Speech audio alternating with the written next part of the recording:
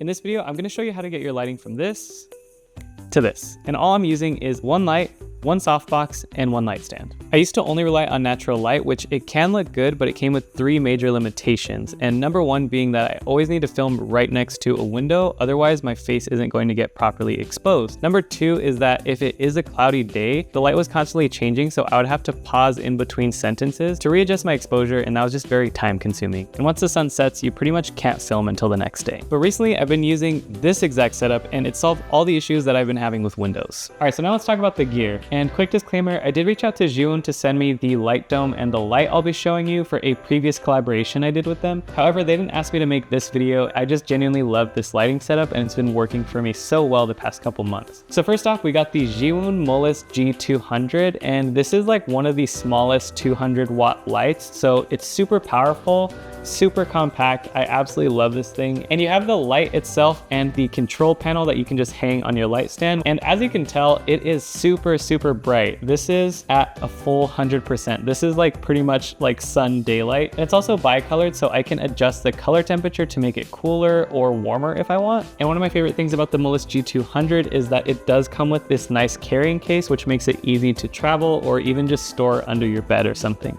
And lastly, another cool feature with this light is if you hold both the buttons on the control panel, it will max out the light to even brighter than 200 watts. So if you do need extra power, you have it. And the light will be on sale for $319 until December 2nd. And you can use my coupon code VICTOR2024 to get an additional discount, making this light come in at around $287.10, which honestly makes this one of the best lights for the price if you need a great light that's super powerful for all your video production. All right, next up we have the Zhiyun 90cm Octagonal softbox. What I do like about the softbox is when you collapse it, it does fit in this little bag. So it's compact when it's broken down, but when you do build it back up, it's gonna give you a nice soft light over your subject. So that's why this is really important, because if you don't have a softbox and a decently sized one like this, then your lighting is gonna look way too harsh and it's not gonna look pleasing on your subject. And the softbox costs $99, but with my discount code VICTOR2024, it's gonna cost around 89 bucks. All right, and lastly, we got the Matthews Murph Mini reversible light stand. And the reason I love this is because, as you can tell, it's super small compared to the giant C stand. And when you expand the legs, they can expand wide enough that with my setup, I don't need to use a sandbag, which is really nice because it makes it super easy to move around and just break down. This one costs a little more than $90 right now, but I'll link a cheaper alternative that has like the same design as this Matthews light stand, but that's just a little bit more affordable, and that'll be in the description. All right, now let's set it up, and we're gonna start with the light stand. So I'm just going to expand the legs like this, and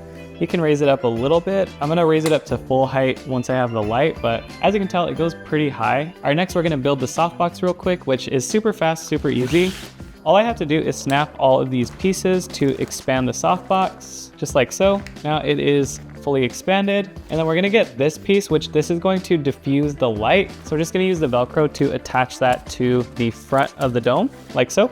And it also comes with a grid as well to attach to the front, and I'll show you in what situations you might want to attach this. But for now, we're just gonna start with the diffusion piece in the front.